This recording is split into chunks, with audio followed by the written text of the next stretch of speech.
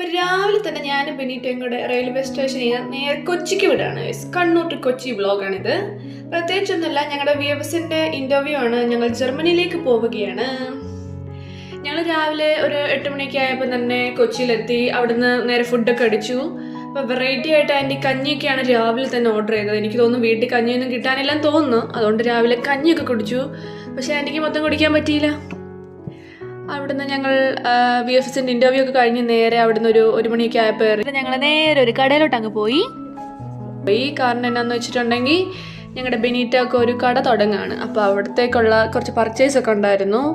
എന്നിട്ട് ഞങ്ങൾ നേരെ രാത്രി ഫുഡൊക്കെ അടിച്ച് റെയിൽവേ സ്റ്റേഷനിലോട്ട് പോയി തിരിച്ച് ഞങ്ങൾ ഞങ്ങളുടെ നാട്ടിലോട്ട് പോവുകയാണ്.